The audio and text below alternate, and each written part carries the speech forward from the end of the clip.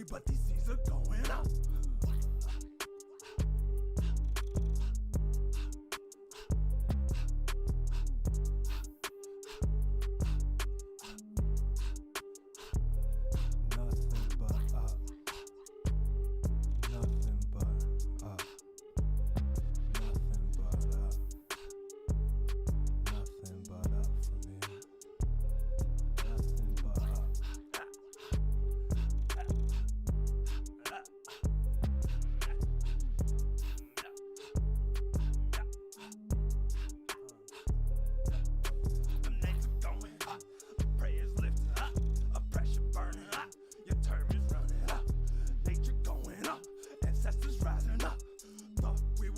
But these seas are going up.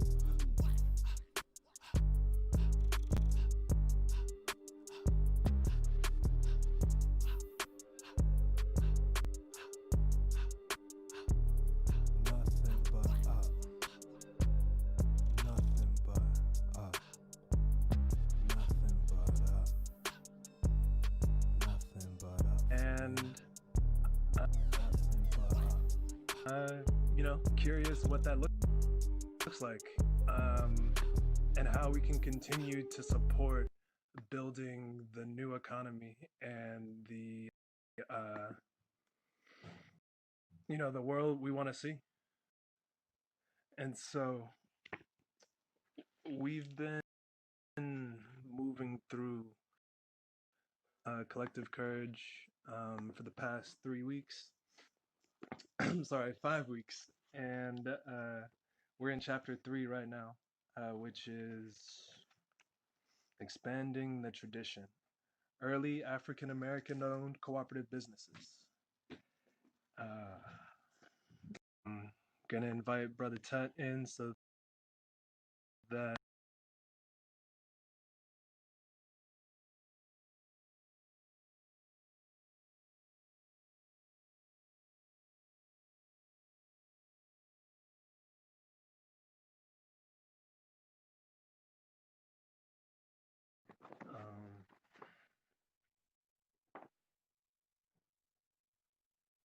it was good, brethren. What's up with it, brother? Man, Yes, Black. Oh man, happy Tuesday to you, brother. yes. Grand Rising. Grand You Rising. know what I'm saying? Hello, everybody. Much love to the Black family, the Black woman, Okay. our kings. Bro, I'm excited about the readings for today. Man, yeah, we talking about some successes today. Mm-hmm. Yeah. So everything is successes, but yeah, this is a long one. Right. Pulling up that inflation calculator, so we got that ready. Locked in. Please, everybody, questions, comments, concerns, please just put them down there. We'll get to them while we flowing. Love how y'all interact with it. That's that. Y'all might catch something that we missed. So come on, family. This collective journey. Yeah. Collective courage. So we're reading 63 through 66 today. Going to be talking about the Chesapeake Marine Railway and Dry Dock Company, the Lexington Savings Bank, the Coleman Manufacturing Company. Did a bit of research to pull in some outside facts, so we can hopefully get a more, more stuff has come out since she wrote this book, so just pulling in some stuff. Appreciate that, brother. Yeah. You feel sufficiently grounded, ready to go, man? Yeah, brother, I gotta be in these times more than ever. Say a quick prayer. Heavenly Father, Heavenly Mother, we come today to unify, to edify this knowledge, to use it for the betterment of our people and our race and our position. Please give us insight and ignite a flame in us to action. Stop us to be looking outside ourselves and cause us to focus more inwardly and look at each other for answers. With all this in mind, we come together collectively with courage to examine the Black print. Please be with us. hold our tongues, lighten our hearts, and direct our focus. In the name of the Most High and all those who came before us and come behind us, we say Amen, Amun, Ankh, Ujash, Nab, Hotep. Let's get it. Much love, brother. All right, so Always. the first thing that we see in this is the early African American owned cooperatives or joint stock businesses. And so, Stop. firstly, like a corporation can be many different things. Today, we know of joint stock corporations as mostly public ones that are traded on the stock exchanges. Yeah, So, an Amazon, a Walmart, etc. But Tesla. companies can also have stock that is owned privately or not on the public market. And that's basically what is going on in these next few chapters. Like a corporation was created. They had stocks that were sold privately to friends, family, colleagues, community, and these businesses were scaled up that way. Cool. And we can still do that today, brother? We can Still still do do the that today. private? And if That's what's- you are just raising money inside of your state, then you're only going to have to deal with the securities agencies within your state. So in California, it's the Department of Business Oversight. And if you're raising money like across state lines, then you're going to have to deal with the SEC and your state like securities agencies. So yeah, but the process is not that bad, and it will cost a couple $100, but it'll allow for you to get however much thousands in stock that you're seeking for. Need that. Okay. Yeah, man. All right, Look, so the Chesapeake Marine Railway and Dry Dock Company. whoop, whoop. So, firstly, I need to say that. Well, let's read this and then I'll add in the information. So, it's talking about how between 1865 and 1883, African American caulkers and stevedores owned their own company and they were helped by prominent African Americans in Baltimore. According to Du Bois, it was organized to help combat a growing demand among white laborers in Maryland that all free blacks be fired by the shipyards, by the shipyards, There we go. or leave the state, or get a master. What? Get a master. And a that's master in of quotes. what? And that's in quotes. So they were saying that. Get a master of what? I would love to have a conversation with an ignorant. Oh my God. So some context, Baltimore is like the city with the largest concentration of black people around this time, and it's become famous for its caulking, which is when you seal up the cracks of the wooden ships so that they can float. Caucus. And they're the most proficient in the state. And so and everything else. That's how we do. And so we're seeing that the owners of the shipyards were not willing to reduce their workforce because we were the best at it, until white mobs attacked the black caulkers and stevedores on their way home. And white carpenters boycotted shipyards that hired the caulkers. Cracker violence. And they boycotted. So, okay. They're trying to boycott us for doing better work than them. And so at that point is when we were like, yo, we got to get our own shipyard to protect and secure jobs for black people. Hey. And a little bit of research that I was doing outside of the book, like the Maryland Archives tells a little bit about this, as well as like Fredericksburg.com. And it's saying that the owners of the places around the ports or around the water was all owned by white people. And so the black folks, the people that started this actually had to get a white intermediary to get that land on behalf of these folks. And it's going to talk about later how there was like some issue or something and they couldn't extend their lease. That's why. Because they had a white intermediary go in first. And then afterwards, the folks were like, nah, we're not extending this. We thought this was for John Smith Incorporated, not... Like Joe Biden, them. Joe Biden, Bernie Sanders, they always out here, family. Patternist says, come to Maryland. Hey, come on. You might need to know. We got some family out there doing some great work, too. Bruh. Shouts out to Paradis for buying some authentic African masks. Appreciate you. Oh, what? Hey. African Co-op support So Black this love, bro. company was able to buy a shipyard that encompassed the spot that Frederick Douglass sat on, or where Frederick Douglass describes sitting on a cellar door, studying a stolen spelling book to teach himself Mm, to read. legacy. Yo, yo, that is why we need to have our own businesses so we can preserve Yeah, important stuff to us like this. yeah, no And question. so Du Bois is saying that the founders of the company were able to raise $40,000 by selling Hey, 8,000 shares at $5 per $5. I got share. 5 on it. Liberty. Look, man, that's all it takes sometimes, man. If Yeah. it's enough of us, So that buying power now, $5 buying power is uh, $130 buying power.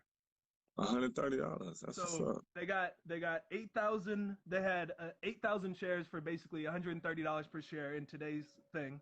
They were able to get enough to pay off the mortgage to pay for the lease, and Mm-hmm. they were able to employ between 1 and 200 black and white cockers and stevedores per year.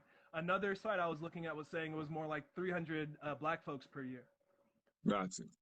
So Gotcha. in today's money, $40,000 is $40,000 in 1916. That's as far as we can go back on this Bureau of Labor Statistics website.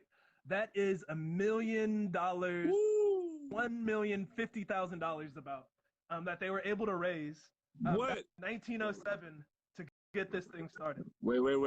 Hold on. Wait, bruh. Yeah. So 8,000 people today putting in $130. We can have about 1,000,000 something right now. Mm. I'm pretty sure it's more than 8,000 people in Oakland, California. We can have 1,000,000 a month. If we all put in, we have a susu going right now with somewhere close to that. Imagine, family, if we all just pitched into a black fund, $100, $150, Yep. we can have millions that we can move and operate monthly. We Yep. can solve our own problems right there, family, collectively. Hey, Black print hits again, I should. my friends. I should, bro. And so what they were able to do, they paid off their mortgage in 5 years. We said Mm, that. And they were able to pay dividends within their 6th year of operation. And dividends means that, like, let's say they're paying, or it says they paid 10% dividends. So that means for each share you get 10 cents. And so yes. if someone has 100 shares, what is that? Like Uh, $10? yeah. But Yeah. that's today, that's Sure. in those days times. And Right. so, and they were able, and it says that for 4 of the years that they were in business, they were able to give dividends between 4 and 10% per year. So definitely profitable for at least 6 of those 18 years that they were in business. Woo. Saying that it went out of business in its 18th year, in part because of repair problems, changes in the industry Mm. management issues, and also because refusals of the owners of the ground to release the yard to the colored company, except at an enormous rate of increase. See that white help, that wolf in sheep's clothing that want to support. Look, man, they call it a race, man. We've been people of the planet since the beginning. They're very competitive, family. So even when they're in a position to try to, want to support us to get on our own, they have their own interests in heart, and it only makes sense. You know what I'm saying? We gotta start looking out for ourselves. We gotta start stepping into management positions. We gotta start being more comfortable with ownership. That's something big, bro. We gotta be more comfortable with ownership and take that risk Yeah. so we can come out on top. And we also have to start coming into these relationships with more of a partnership mindset. Like having been owners, it's like these are our minimums, and we want all of this stuff in front in writing, so we know that you're on board, and then we can Yeah. work with folks. But like Okay. we I don't know, like we know we're studying the history, and not to like say that all of one group is bad. We in fact like need a lot of the white folks, European Americans, to move forward in this pathway together, and we need to say what our what our minimums are, knowing There you what go. has happened in the past, and just being like, yeah, like we learn from what goes on, and we choose to move forward like that. There you go. And like you said, coming together in writing. Like it's a lot of what somebody said, black business, like business handshakes and what. Like we need things in writing. We gotta hold each other accountable, and just move things forward. You know what I'm saying? Have our own interests at heart and mind. Ashe, You know. Ashe. Yeah, It yeah, says, Patternist says, yes, partnership mindset. We don't just want to become the exploiters. We want to build in line with our lineage of humanity. I said, yeah, yeah. that's true. Yeah, yeah, thank you. And thank y'all for joining, putting any comments or questions you have into the chat. Like, we love to engage. And this is all about just like taking a bit of time every day to learn our history and know that our folks were actually doing really, really big, amazing things. Boom, boom. Also testing something out today. We have a live fundraiser going on for the New Economy Coalition, who has supported Repaired Nations, and they're also going further and taking a portion of their budget and shifting it towards Black organizations and the Solidarity Economy movement. And That's what's yeah, so inviting you to do that as well, if you have the means. Mia says, oh, we doing this. Yep, Mia, you got it right. And she also says, for basically $100 each, they opened the company. Yep. Yeah. Yep.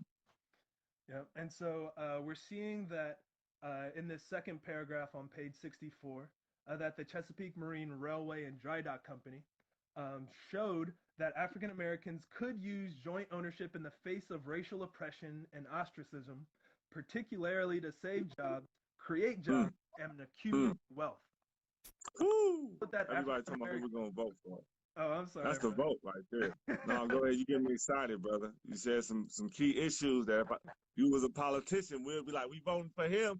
Vote for yourself, family. Continue, brother. My bad. It shows that the African Americans could run a substantial industrial enterprise at a profit. Company also changed the nature of industrial relations in the state of Maryland. Du Bois observed that even after Chesapeake's demise, the organization of the ship's company saved the colored caulkers, for they are now members of the White Caulkers Union. The failure of the whites driving out the colored caulkers put an end to their efforts to drive colored labor out of other fields. So because they lost at the shipyards, they just quit everywhere else. They need to. And I'll change their tactics. And although the company failed, it must surely have been an object lesson to the whites as well as to the blacks of the power and the capability of the colored people in their industrial development. Right. Du Bois reminds us that even if the shipyard went out of business after 18 years, much was accomplished, particularly in terms of job creation, profit distribution, civil rights, unionization, and the overall security and livelihood and reputation of black stevedores and caulkers in Maryland. Platinum. Yeah, that's real, man. Have you ever tried to call a person of European descent black? They take it so offensive. And I just say that because we got to understand there are teams, and we're loving, we're humanists, we're global citizens. We love everybody, but we got to understand everybody don't have that same. They haven't been here long enough. They don't have that capacity, and that's okay. They will get there, but we got to lead by example. So it's a way that we can love our own and still take care of everybody else. There's no such thing as reverse racism with us. We can't do that. It's not in our DNA. You know what I'm saying? It's not us. So if we just focus on us, fam, and love us and lift each other up, the rest of the world will be okay. Everybody, we're not going to hate or discriminate. We're going to participate and congratulate. But we got to make sure we straight. You understand me? It just made me think about that, man. Yeah, because they always studying us, man, and they always changing their tactics. You know. Language and Liberation says, thanks for y'all's commitment to sharing the good work and galvanizing energy around community economics. Hey. So, yeah, we're going to move into the Coleman Manufacturing Company that happened, that was incorporated in 1897. And we're only able to go back as far as 1913 on this Bureau of Labor Statistics thing. So we're seeing that as of 1913, $50,000 is $1.3 million. And so they were able to incorporate with $1.3 million of today's money, or probably more. And this dude, Coleman, was trying to create a cooperative stock ownership company of colored men whose purpose was to build and operate a cotton mill in the interest of the race. Right. Many of the stockholders were influential businessmen and white citizens around Concord. Right. After they raised that first 50,000, which we know is 1.3 million in today's time, Nice. then they started raising a second $50,000 at $100 per share, Mm. which was payable in installments of 10%, meaning that theoretically that's like 10 years, right? Or however many. Well, yeah, 10%, Yeah. 10 payments, 10 payments. Yeah. Full payment. Yo, so that means that $100 in those times roughly was about $2,600, and so they were 2600. offering. Oh man. They were saying, "Yo, like help us do this thing, $2,600. We can do this." And in addition to creating this cotton mill, they were also seeking. Well, let me not skip this. They started by producing their own bricks, $40,000 to $50,000 a day. And that bricklaying was going to contribute to building the mill. So they were thinking about it through all sides. Like, nah, Oh man. we're about to build our own bricks, build our own mill. Yo, that's inspiring. Touching it all, and it made it seem like we was just, where was this history? Like we've been forward thinking like that, been industrialists, been, you can call it black capitalists, but just we wanted to be producers of our own liberties. You know what I'm saying? From the start to the finish. Been there, fam. It's not nothing. We're not reinventing the wheel. Yo, it's saying that the mill would employ 300 to 400 people. So like we were thinking large scale, and we were knowing that we could do this for ourselves, and this was gonna be like a mill complex. It was gonna have a truck farm, a boarding house, a stable, a dairy. So like almost everything that they needed was gonna be there. You know, the Concord Times, which was a white-owned paper, it says enthusiastically reported in 1898, which kind of makes I bet. This is making me concerned. It says the cotton mill, the Coleman Cotton Mill, is to have 7,000 to 10,000 spindles and 100 to 250 looms. And by their charter, they're going to spin, weave, manufacture, finish, sell, wrap yarns, cloths, prints, or other fabrics made of cotton, wool, or other material. They own at present, in connection with the plant, about 100 acres of land on the main line of the Southern Railway, prime acreage. The mill and the machinery, with all the fixtures complete, will represent an outlay of nearly $66,000 and will give employment to numbers of people. You see the stats that they gave out? Just trying to enrage. Yeah. Yeah. Enthusiast. So this is beautiful. And after looking on the internet, I saw that they were starting in 1897. They raised all this money.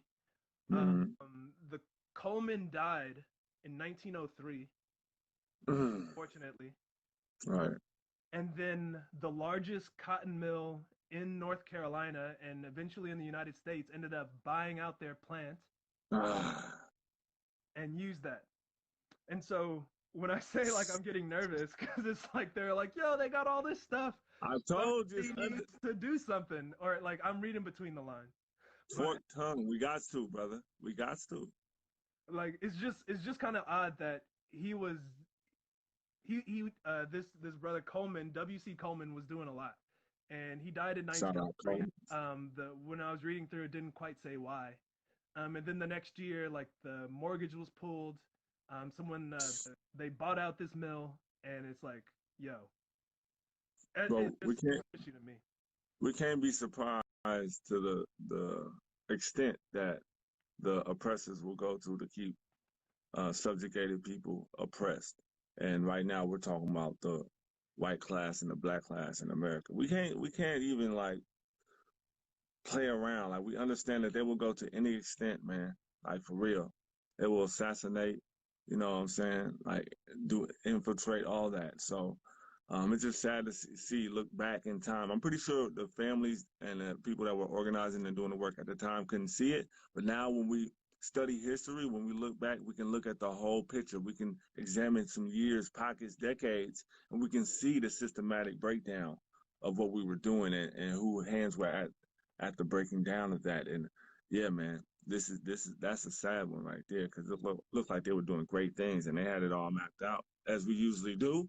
Yeah. But yeah, I mean, continue. We got some comment pattern that says, I'm hearing some Kahambe River collective logic over here. Hey, mm-hmm. yeah. What? Sarah.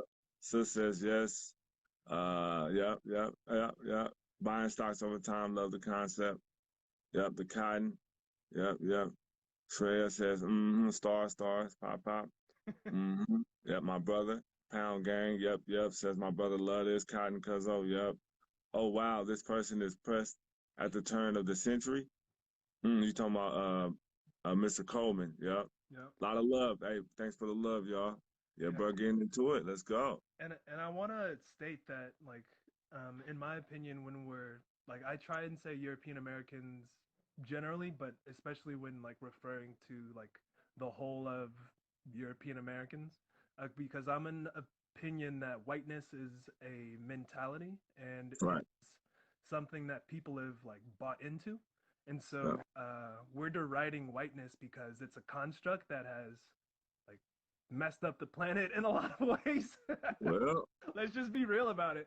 And it's okay. Just don't identify as white because there is no such thing, right? All right. man, unless you want to be enlightened, but then you know what I'm saying? Nah, for real, man. Man, they gotta be stopped. And this is how we do it, y'all. This is the Black Print. You know, we all getting our orders right now. Whatever comes to light. And also, yeah, please reach out. We're live on YouTube right now Yeah. and Instagram. So please, put your thoughts out there. Sure. All right. So let's talk about this Lexington Savings Bank, also popping off Again, more. the queen. Incorporated in 1895 with $10,000 worth of capital by black leaders. Started by Howard Law alumni. It's dope. Let's go to Mm. the next page, 66. And this is Collective Courage by Jessica Gordon Emhart. We're on page 66 talking about the Lexington Savings Bank in Baltimore. It was started by a lot of prominent leaders of African American descent, businessmen, lawyers, ministers, elected officials. And those were the folks that used to charter the thing, become initial stockholders. But the deposits came mostly from the black working class, and was supported entirely by colored people, it says. And it catered entirely to the poorer classes. Another reason why we have to own our own things and direct our own things, because people who aren't from us aren't thinking about the people that we're trying to serve. They're thinking about other interests, and they have other ways that they think we could use support. Mm. So several hundred people held deposits in the bank by 1896, so a year later, and all celebrated the success of its first year. Ooh. Okay, so we're seeing in the second year there was a major scandal and the bank didn't recover. Mm. And it's another example of an attempt to pool black resources and jointly own a business that would provide needed services to the black community. An example of mismanagement, lack of transparency, and adequate oversight. Let's learn. Mm. Let's learn from this, family. There you go. Have to be Mismanagement. transparent so That's that nice. when we need help, we can Yes. get some oversight or some support Yes. that we can manage appropriately. But if we're Yeah. hiding stuff because we're afraid that people are going to be upset because we made an issue, I'll refer back to the Tao that says it's easier to fix small things than it is to fix stuff after they grow very large. I And say. we have to be transparent, and that's one of the reasons why we've been talking about taking the war out of our words and reading this book by Sharon Strand Ellison, because like it's a two-way street. We first have to be okay with saying it and like Mm. knowing, and then we have to know that the other person is going to be compassionate and hear us and not like create a war or whatever out of what we said, and that we can move forward in a positive way. Sure. So that's what I'll say. And they're saying that because of this and other examples, there became a collective memory in the black community of distrust and aversion to black ownership. And she's saying in the 20th century that led to a limited willingness of African Americans to be involved in black-owned businesses. It's talking about the Panic of 1873, yet another financial collapse of the capitalist system that affected us terribly. She's talking about how the Freedom Saving and Trust Bank, the Freedmen's Savings and Trust Bank, which was signed into law, disintegrated, and that disintegrated because of fraud and mismanagement. Now, I was trying to look into who exactly were the board of directors of that group, because it, like, all of the stuff that I've read on the internet talks about how in 1874, when the Freedmen's Bank expanded to 37 branches across the states, and it had about $55 million in deposits, there was some kind of mismanagement. It's talking about how it was also transitioning full leadership over to black people. And so I'm thinking, like, all right, when this was created, it was like in the 1860s, and that means that they were probably not willing to let a black person be on the board of directors or actually lead the thing.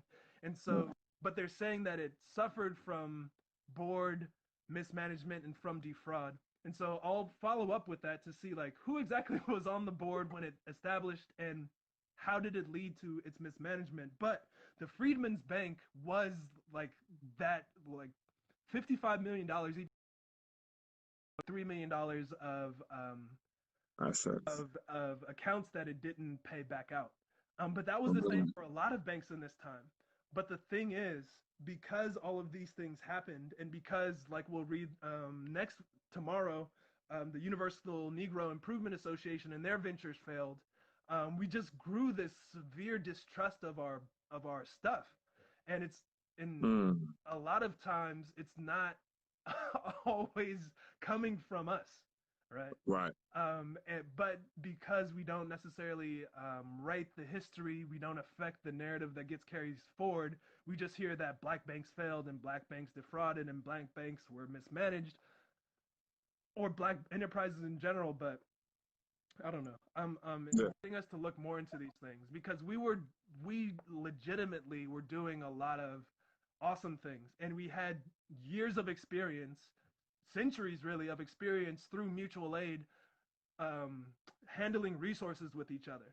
So why would it be different when we get into banks and insurance companies and trusts? Why would there be mismanagement there when we were doing mutual aid for so long and we were able to, like, care for ourselves and take care of our resources? Okay. And I think, like, as we continue moving forward, we'll see that, you know, things like COINTELPRO are uncovered. But just because they're uncovered in like the 60s doesn't mean that kind of stuff wasn't going on in the 1800s. Right. It's a smart tactic. If you want to oppress and rule, that's how you know what I'm saying? You got to keep your foot on somebody's neck. You know, if you're a virus or a leech, you have to stay on the host. You don't want the host to be healthy and get rid of you. So, you know what I'm saying? If we take the emotional sadness out of it and, like, why do they want to keep, why? Just understand the position that we're in, and we hold so much power, we scare them. So when we're building that power and we're flexing that power without having to bust a gun or go shut, you know what I'm saying? Just economically, socially, we're doing better. We're smiling more. We're building up our communities. Our kids are protected. We're teaching our own. That's what they scared of the most, fam. So it make, you know what I'm saying? They do a little of this, little of that, and we're still trying to build in the confines that they lay out, in the structures that they have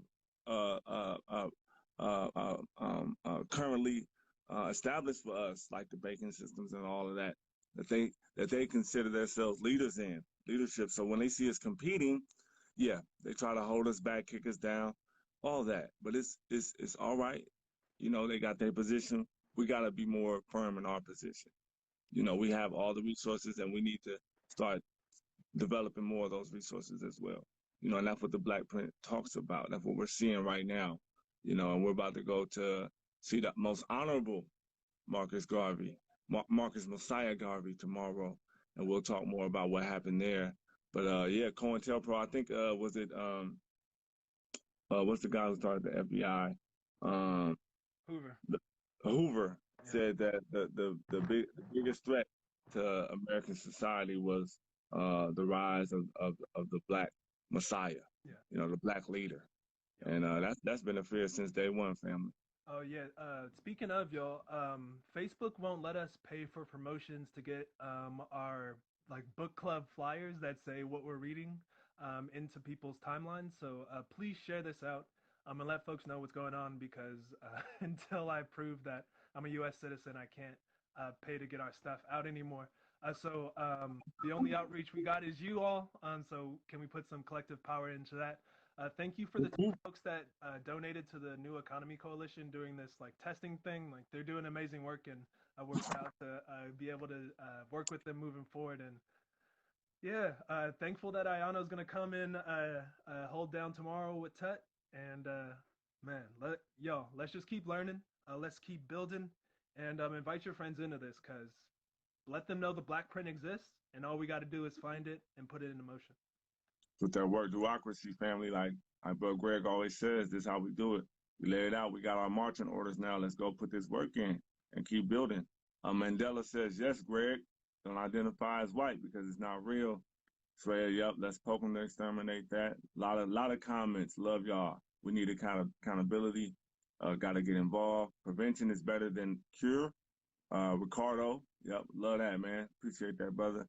Taking the war out of our words. That is the read. That is the read. That brother has been dropping jewels to help us with the conversations with ourselves and with our family.